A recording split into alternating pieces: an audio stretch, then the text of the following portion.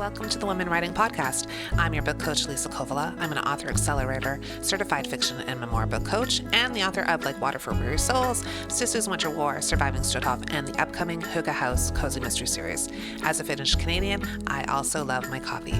Take a coffee break with us as we chat about all things writerly with authors and publishing industry professionals. And don't forget to sign up for my Women Writing newsletter on Substack and subscribe to my YouTube channel for more great content. In today's episode of Women Writing, I'm having a coffee break with Sarah Elisabeth Sawyer. Sarah is an author and writing instructor. She has been featured on the Creative Pen podcast, Jane Friedman's blog, Writer's Digest magazine, and more. She's published 19 books and is also host of the Confident Fiction Author podcast. Hi, Sarah. How are you? I'm good, Lisa. Thanks for having me on. How are you I'm today? so good. It's really lovely to have you on Women Writing this afternoon. What are you taking a break from today? I am taking a break from wearing my Christmas sweater because we are at that time of year when we're recording this. So Amazing. I'm about to do that, but I was actually working on the outline for my next book. So book 6 in my Choctaw Tribune series. So really excited for Amazing. how that's coming along. That's incredible. So I learned about you from my good friend Holly, who took a class with you, and we're going to talk a little bit about that later. It was all about dictation, and I know it's a strategy that's working for her, and so I can't wait to talk to you about that. But I also know that you're an author, and I think, tell me if I'm right about this. Have you written 19 books? I have published 19 books. So I've written a few more than that, but I've published 19. Amazing, incredible. So when did you start writing seriously? Was that early in your life or later in life?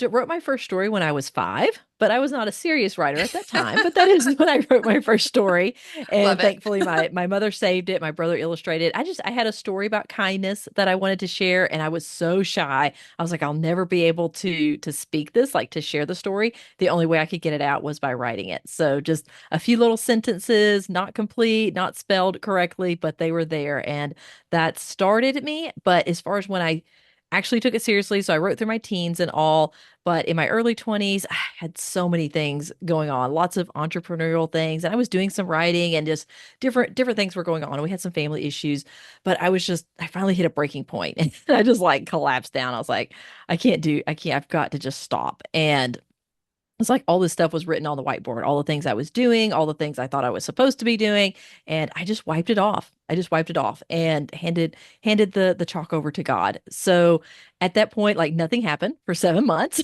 Like I just Yeah. experienced a lot of peace. And then I walked into a Barnes and Noble one day and I was drawn over to the magazine rack and picked up a copy of Writer's Digest. And it was just like in that moment, God was like, this is what you're to do with your life. This is your calling. This is what you're to do to be a writer.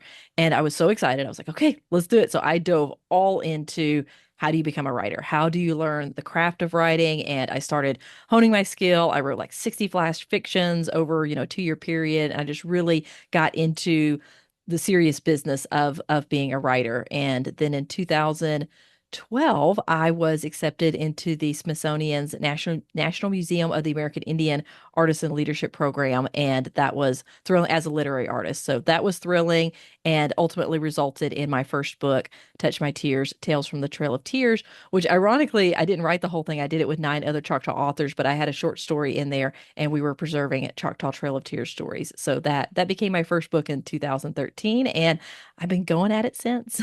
That's incredible. I just love the idea that when you're 5, your brother illustrated and like everyone was involved. But it goes to show there is already like sort of a support or a sense of like, okay, I can do this and people will take it seriously. You know what I mean? Even at hmm 5, that somebody like, I don't think my brother would have illustrated my my stories, come to think of it. I'm not sure that he even knew I Yeah. was writing. Let me show you my full circle. So this Oh, is I know it's probably beautiful. backwards, but this is Anumpa Warrior, Choctaw Code Talkers of World War I that I came out with in 2018. That's that brother on the cover. So That's he's cheap, amazing. cheap Choctaw and handsome. So So good. The still covers using are him with amazing. my books. Thank you. So great. So in that early journey when you decide, like I love that you saw the Writer's Digest magazine because I remember for I had that, like I rarely had magazines delivered to me, but that was one of the ones that I just subscribed to back in the day when they came in the mail. Yes, And I I used to remember read it that. cover to cover, and there were so Yeah. many tips. And now, of course, I still go back online to the online versions, and there's lots of other great magazines out there that help writers. So you devoured that, and then you thought, okay, I'm gonna take this seriously. I'm gonna learn all the things I can about craft. What did that look like for you? The first thing was joining a website called faithwriters.com, and they had a weekly challenge. And it was a challenge. They would drop the prompt, and you had 1 week to come up with a story, write, edit, and submit it. So, like in 6 days, like it was a really quick turnaround. And that was fantastic for teaching me how to, do on on a deadline. But the Yes. biggest part was once the stories went online and the judging was finished, they opened it up for comments. And so everybody would get on there and comment on each other's writers writing, and there were some really advanced writers on there, like they were master level, and they would come on to all the beginners and they would leave comments and say, hey, they would do the sandwich method. They're like, hey, this is what you did really great, I loved the heart behind the story, here's some things you could improve, and then again just a final compliment. So that we call those gold boxes, little comment boxes, and they were amazing. So that was a big part of that. And then I just dove into writing books and conferences and working with writers. I actually, one of my other big trainings was I did get to go to the YWAM School of Writing, which was interesting, Youth with a Mission, close to me, and they let me come there and just volunteer, but I got to sit in on all the sessions. And then the other big training that I had was with the Five Tribes Story Conference up in Muskogee, Oklahoma, and it was a gathering of some of the top Native authors and storytellers at that time. And so that was fantastic to just spend 4 or 5 days with them over the course of, I think it was 3 to 5 years that we did that conference. And so those were really foundational. All of those things were really foundational for me with my writing career. Oh, there's so many important things right there. Yes. For instance, that you were doing, like I love a deadline. So I think, having that prompt and having that week and you just go for it. Like, and there's an expectation that you submit, right? So you feel like you should do the work. I think that's so like that's gold right there. But Yeah. then that other more advanced writers who are more seasoned are giving Mhm. feedback. I think that's so great because when you're new, you don't really know you don't really know what's good and you You don't don't know know what you what's don't not know. working. Exactly. Yes. And so Yes. when you have other eyes on it, now you're seeing, oh, and even reading, like, did you have access to other people's pieces too that you could read and kind of, yeah, that's so great. Absolutely. I left comments on all of their pieces, and as I moved up the level, so I did that for 16 months straight. I Wow. didn't miss a week except for the one time once I got into more the advanced levels, I became a judge once Right. or twice in the competition, but I did that for 16 months straight until I reached the master's level. Yeah. So What a there good was like way to four learn. levels to go through it. It was Oh, fantastic. fantastic. That's such a great concept. And Mhm. it's that sense of community too that I think is so important that other people are doing the same thing. They might be struggling with it. They might be having a great week. They might be, oh, it's hard this week or whatever it is. And just knowing that other folks are pushing alongside you. I think this Mhm. is just magic for writers, especially newer writers who maybe don't have a community to find that community somewhere and help them figure out how to navigate all the things, all the crafts things. That's incredible. And then tell us more about these conferences you've been to. So what was sort of beneficial about going to conferences for you as a writer? Like I said, the the biggest one that I went to, and it wasn't big in size, it was just big in heart and in value. So there was only like 100 people that would go to that Five Tribe Story Conference each year. But being that small, talk about community. I mean, we really were having conversations pretty much with each other. Like everybody got on a first name basis, and it was just like the really diehards, like the ones Yeah. that went to every session, and we just really got to know each other. And so that camaraderie and even yeah, just hearing all of their stories. And then I went to a lot of local conferences, which was really cool too, because it's like, some fellow Texans and some others that, we had a lot of regional things in common. I met a lot of nonfiction authors at those. So it wasn't like I'm primarily a fiction author, but meeting and talking to nonfiction authors, getting their perspective on the writing and writing craft, and even deciding at that point, like, do I want to write some nonfiction? I was always drawn to fiction, but it just allowed me to explore that, hey, there's actually two options here, two roads, or there's a lot of authors that do both. So it was really, really neat for that. And then having the opportunity to speak at a few of those conferences once I got going and had some knowledge that was such a privilege to be able to turn around and share some, even though I wasn't like I hadn't arrived, I still haven't arrived, but it's like you get to Goodness. it's not far down the road before you get to turn around and start helping Yes. others. So conferences, huge opportunity to do that because everybody's at different levels. Some are like really advanced and you're like, oh, I want to be there someday. And then you turn around and you're like, other people are looking at you like, wow, you've already published your first 3 books. Like, that's amazing. I Yeah. want to be you one day. And Yeah. so you have all those different levels and it's so powerful. Yeah, it is. It's really powerful. I love that idea that everyone is there together and you're learning from each other. And I feel like we have a very small writers conference here in my hometown, and I would say it's probably, I don't even know what the attendance is, but it's probably similar in size. But as you said, big in heart. And there's people who are just starting and people who have been published for a long time. And I love when some of the younger writers, they might know more about, I don't know, social media or this or that, and some of the older writers are like, oh, tell me more, and they're learning like from them. So it's this synchronicity that's happening because it's like the older writers might have more experience with the craft, but some of the younger ones are more savvy when it comes to like, okay, how can we promote our market or whatever. So it's like, it's really incredible the kind of sharing that happens, just not even necessarily in a session. Like the session can be incredible, but just the conversation in between sessions can be really enlightening. And I love it so much. I think conferences are great. They're Yeah, amazing. I for love those sure. lunchtime conversations at Yeah, lunch. right. It's the best. And you meet people from all over the place and make connections. It's so good. So going back to the first book you wrote, which was after you were in that program, can you, okay, I understand that you were involved in collecting research and like, can you tell us a little bit about that? Yeah, so that first book that I wrote, and I keep looking over here because I have a pile of books. As I mentioned right before we started, Lisa, that we are in the process of moving, so everything is in an Everything's upheaval. piled. So I've got these that I'm like, I'm going to take these that my local library doesn't have, and I'm going to go donate them. And then like, who else wants the rest of these? Because of my own books, I'm not carrying inventory now. So yeah, that first book, and I talked about my brother. There he is again. I Touch think my I've used him all up. He's tears. on he's on 2 of my books. Amazing. So Touch My Tears, that was my first that first book. And yes, my program with the NMAI, the National Museum of the American Indian, was to collect that research. So we had the opportunity, I say we, my mother and I, we do a lot of that research together. That's Yeah. who I get my Choctaw heritage through. And so she has just been the catalyst for so much of this. We were able to go to DC for 2 weeks. That was a part of the program. So I mean, all expense paid trip. What artist or author Yeah. is not all on that? Love that. And so they put us up and we went everywhere. And it was wonderful because with being in the NMAI program, we had guides everywhere. They're like, where do you want to research? Like, here's what we have at the museum and here's what we have at our resources center. But what else would you like to go research? And we're like, everything. And it's like no concept of how much everything is. Yeah. Right. There's so Right. much. There are millions of documents, but we were able to go. One of the highlights was going to the National Archives and Records Administration in DC, like Wow. NARA itself.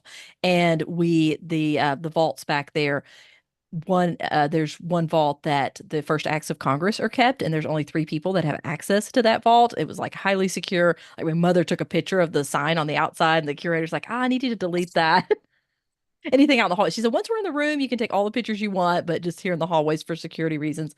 So we went in, and that is also next to the first acts of Congress are where all of the Indian treaties are kept. So we had already, made all these arrangements ahead of time, but she pulled out all the treaties that we have, except for one that was in preservation at that time. But we were able to view all of our original Choctaw treaties going back to the 1700s. And that was just such an incredible moment. So we were able to bring research like that and just researching more about the Choctaw Trail of Tears and, kind of the DC side and the federal, all of that. So we, collected all of that. And then I brought it back to my community in Durant, Oklahoma. Actually, I have several places that I consider my community because we live in Texas, but we go to Oklahoma quite often. And we went to the Durant Community Center. That's where our headquarters is at as well. So the Choctaw Community Center. And I put on a workshop, a historical fiction workshop for authors as again, a part of the program. And we had authors come from 5 different states. And we had a pair of sisters come from the Carolinas and Tennessee, and they were like 89 and 90 years old. That's And they amazing. drove, and they had grown up in Awesome. Oklahoma. And so they wanted to come and tell the stories. One, in her interview with her, she was like, I'm the last one of my family that knows these Choctaw stories. So we need to tell these stories. We need to get them down. So I was really grateful to do that. But we did, yes, we have done a tremendous amount of research on our Choctaw history and culture. And actually, I'll just go ahead and share this. It's like it's not official, but it's almost official. Is we did receive invitations, my mother and I, to possibly contribute chapters to the Choctaw history book that's being put out by the Choctaw Nation of Oklahoma. So we are Incredible. thrilled and honored to have that. Incredible. I mean, the work is so important. If it's not written down, it disappears. And if people don't take interest, and like it's incredible what you're doing with the research and with communicating it to other people, and then writing the fictional historical fiction. I like is so powerful, such a powerful way to tell the story of what happened and make it so real because it's fictional characters in those situations. I think that, well, I'm such a big fan of historical fiction. It's one of my main genres too. Oh, And I'm always, nice. yeah, I write about my Finnish Canadian heritage and immigrants coming to Canada. So, if you can draw on your own background and heritage, that can make your writing so powerful and meaningful. Like there's such an important why of what you're doing. Like, why you need to do this.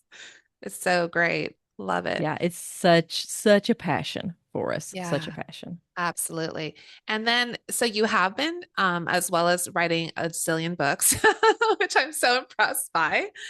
And I have to say, I was looking at your site and you have the most beautiful covers also. I just think they're just so captivating. Thank Um, you. and so now you're also teaching other writers, which I think is what part of that giving back, right? It's that continuing that lovely interactions with other generations of writers. So I think that's amazing. But the thing that captivated me when, like I said, my friend Holly was telling me about your work is she did a course with you about dictation.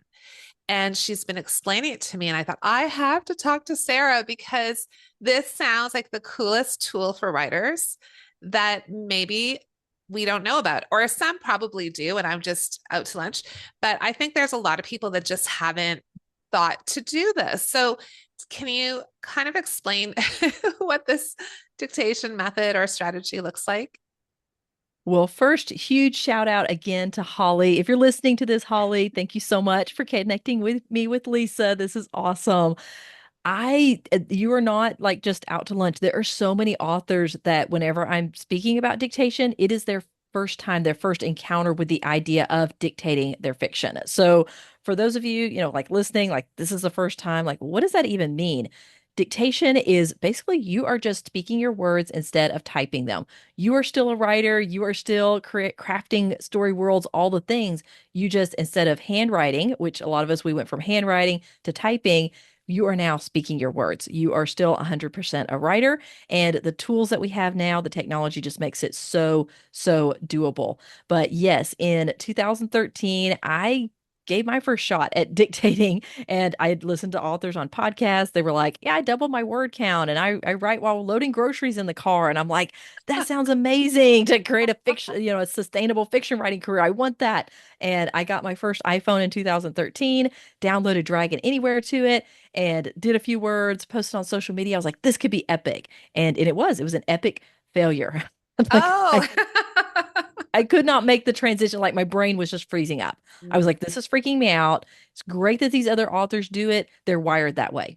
Just they've got a special gifting. Their brains are wired that way. They can speak their words of fiction. I'm just not going to be able to do it. I kept coming back to it though, because I would listen to another podcast and another author and would talk about it's like, yeah, I'm dictating and all of these great things. And I would try it again. So that went on and off for 7 years. But Wow. I was so determined not to let it go. Like I would keep letting it go and then I would just pick it back up. But I was so determined in early 2020, I was like, I am going to sit myself down and I'm going to train myself to dictate. And that's what I did. I started, just being intentional with it and practicing because it is a skill, just like typing. Like the first time, for some of us did not grow up typing and I did not grow up typing. Like that was something I learned in my teen years. So when I sat down, I didn't just automatically, be able to type, 1,000 words. It took time for me to train myself to do that. And dictation is the same thing. It's a skill that you can learn. You can train yourself to do it. So in 2020, that's what I did. And I had this moment where I was about to head out the door. This was a few months later after I'd started the practice. I had not dictated fiction at that point. I had just been doing practice. So I was heading out the door and I had some dishes in the sink. So I don't like to leave dishes in the sink. So I was going to go do those. And as soon as I crossed the kitchen, the threshold, it's like this entire back scene. It just downloaded into my brain and it was perfect. Like open, as perfect as it ever is in our head, right? Right. So I had the opening sentence, the ending sentence, the dialogue, the tension. I was like, this is the scene I need to really get me on track with my novel that I was about to start writing.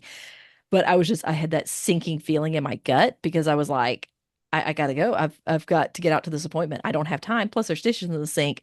And I was like, the best I could do is abandon this and go to my laptop and try to type out some story notes. Like I knew because I was an experienced writer by that point, had multiple books out, and I knew by that scene and that feel, I was like, this is gonna take about an hour to type this up. And I was like, I don't even have that. So the best I could do, capture some notes and hope that's enough to spur me back into the scene and all come back to me and I'll remember all those great lines and you tell yourself those stories. Of course. Like Yeah. you're gone, they're gone. It's gone if you don't get it right then. So I thought, there's a third option. And I've been practicing this dictation thing. Why not? Why not just give it a try? So I plugged in my earbuds. It had the mic on the wire and started my record app, dropped my phone in my pocket, started doing the dishes while I was speaking at that scene. And I'm talking the actual scene, not story Yeah. notes. So I was doing it just as if I was typing out that full scene. Finished, headed out the door, came back, had my app transcribe that, and I had written almost 1,500 words of fiction, a 1,500 word scene in that cramped out while I was doing the dishes. And I was like, okay, whatever I need to do to make this this is my normal way of getting my books written, I need to do it because this is incredibly powerful. So I did. I went on to dictate that book and I've dictated all of my first drafts since then. I have not gone back to typing. So it turned out that it wasn't that my brain it was not wired that way. I just needed to train it. You need to train the brain as you do with any new skill, right? So that, oh my gosh, this is like a game changer. Like, I mean, we have so much that we have to do in our lives. Like, even going for a walk, like I'm often thinking about story, but like you say, well, if you don't have something to write it down or record it at the moment, you're like, oh, I hope I remember this idea when I get home. So that physical act of just talking it out, which I think is for a lot of us really useful, either talking about our story, but if you can train yourself to actually write, like tell the like write the chapter aloud. I mean, I want to try this so much, but how would I start having not done it before? The most I've done, and I don't know if other people have done that, is what you were saying earlier, which is I'll record some ideas I'm having, right? So I had an idea for Coastal Mystery and I started just talking it through as I was driving. I had the record app on and it just gave me an opportunity to say it out loud. And to be honest, I didn't even have to go back to the notes because it was the action of saying it out loud that, kind of cemented it. So I have never really used this strategy of writing. So where would where do I start? I love that. So, two things. I'll just say this before I forget. Over at fictioncourses.com/dictation, that's my site. I have a quick start guide. So, you can download that. Your audience can download that. Also over on Substack, I have my 5 minute dictation club. So it's like the paid version of my Substack. You're welcome to join that. I've got some quick start videos. So that's kind of my opening sources to just help you take the first steps in Yeah. dictating your fiction. So then there's more advanced things that you can get into, but those are places to start. I want to clarify by saying, I mentioned Dragon Anywhere, like that's what I tried back in 2013.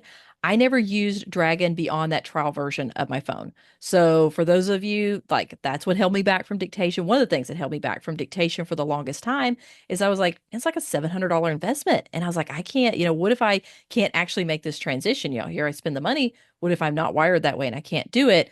And I've wasted that money. And then two, it was a hefty investment for me. I was like, I don't have, just a lot laying around in my writing budget at this time. So I was very hesitant to invest in Dragon, and it turned out that I didn't need to. And today, for those of you listening, like there are so many free and inexpensive options to do your dictation, to be able to either record your words and have the app transcribe it. So you're not transcribing, it's recording, like the app will transcribe it.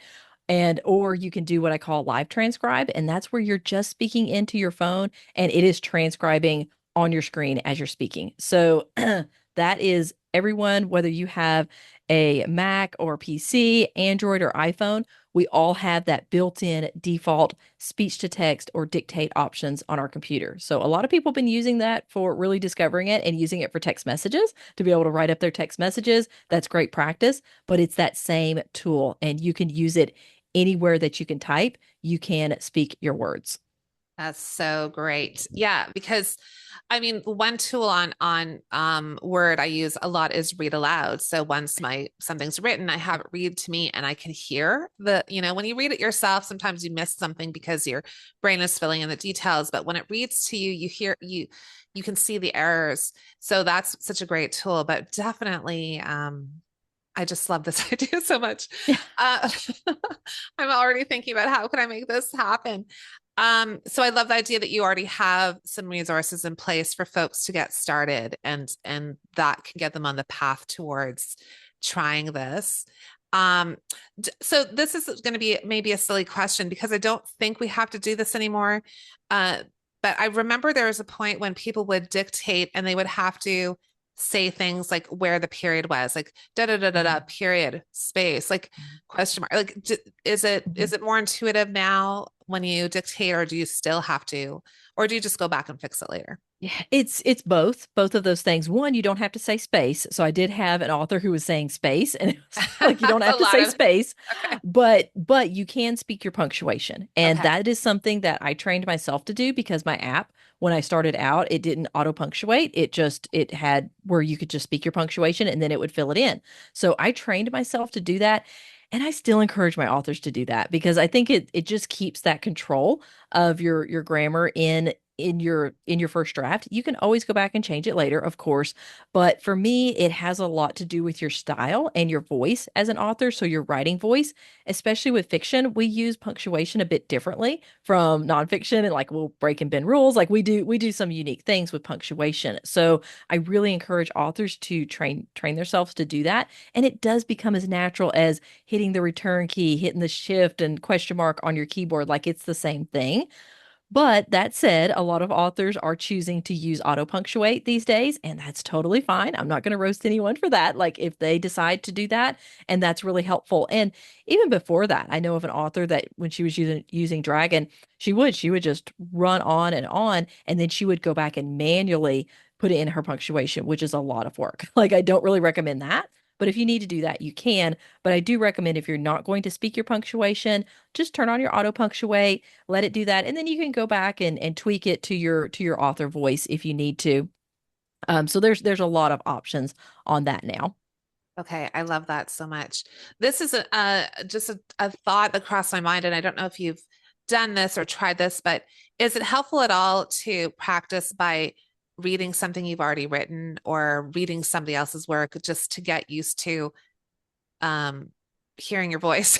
Yes, Authors are kind of quiet when they're writing normally, so I'm just thinking of how absolutely. do you get yourself to that mode where you're used to recording it, you're used to speaking out loud, maybe reminding yourself, okay, oh yeah, I have to put the punctuation here, and then you can see how the program brings up the text and what you need to tweak.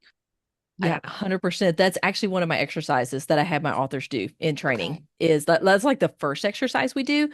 because I think it's too much pressure to put on your brain to just you activate that dictation function. You're like, okay, now spill out all of these words of fiction and don't you dare stop because you're dictating now and you've got to go as fast as you can and don't pause or it's going to deactivate.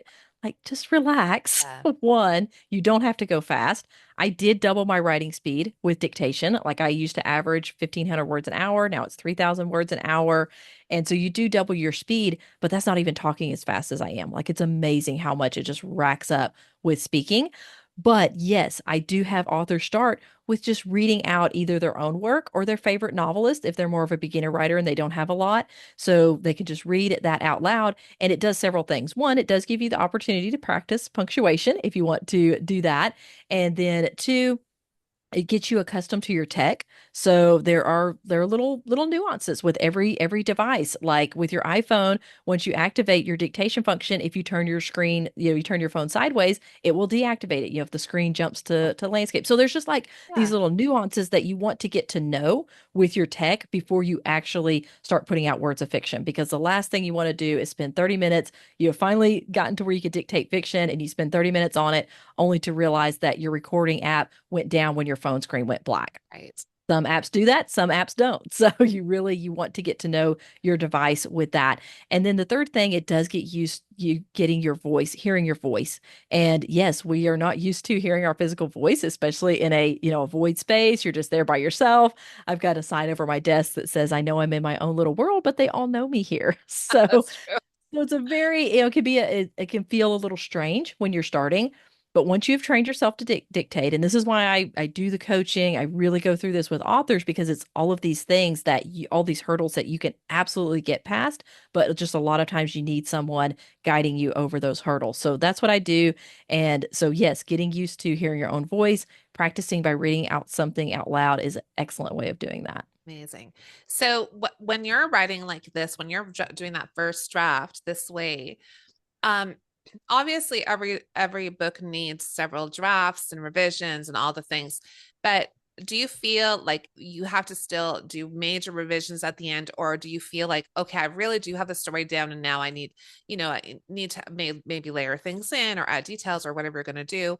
But are you trained enough now at this point that you really are getting a good grounding of your story in this spoken first draft?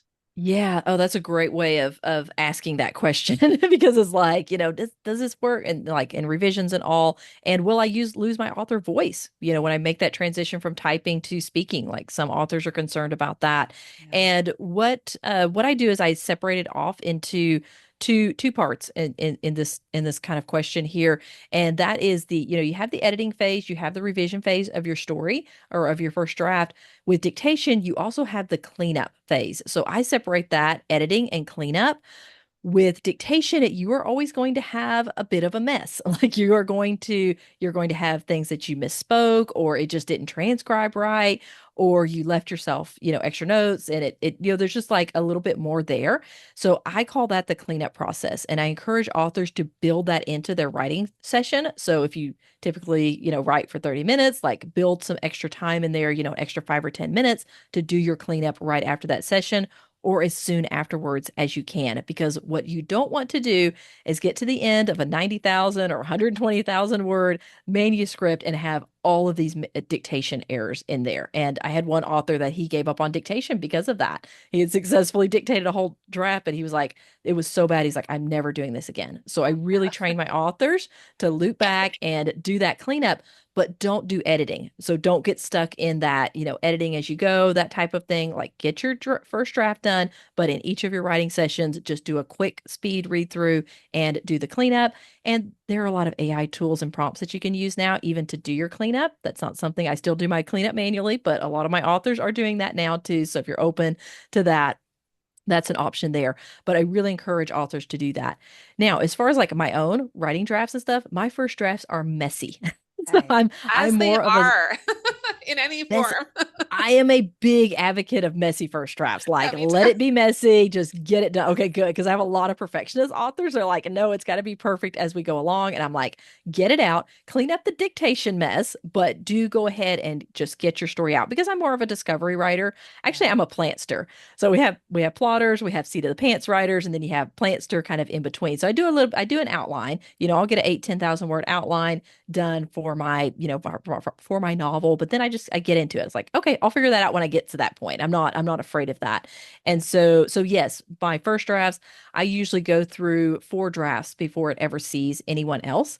But that first draft, the goal with a dictated first draft is you want it to just look as good as if you had typed it. Like that's all you're trying to do. And then you go through your same revision process just like you would if you had typed that draft.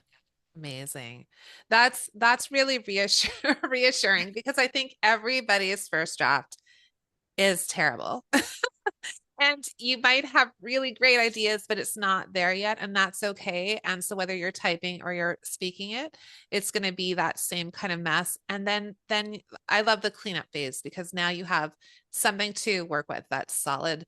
You can read it. It makes sense. Yes. And then you go ahead and do your revision as you would normally and developmental edits and all the things that you need to do. So that's reassuring because I feel like I'm a recovering perfectionist. I'm all over the messy drafts. I'm all about that. I love it. I've learned to be like okay with that because I would love it to be much better than it is in the first draft, but it's just not.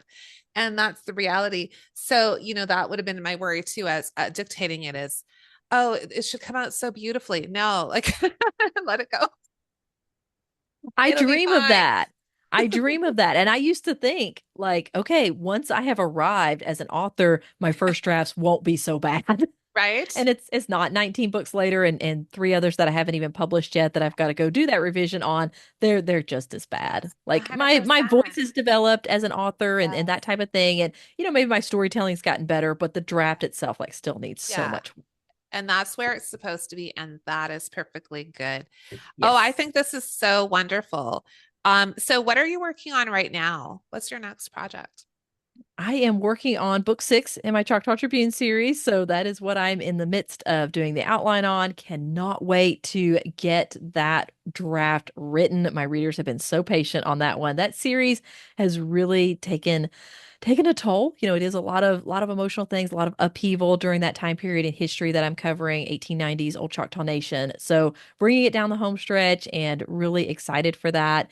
And then my other series, which is a novella series, they're really short books, about 20,000 words each, and that's my Doc Beck Westerns series, and it features an Omaha Indian woman doctor in the 1890s. So it's kind of has that old Western feel to it. So she's a traveling doctor, and it's been so fun.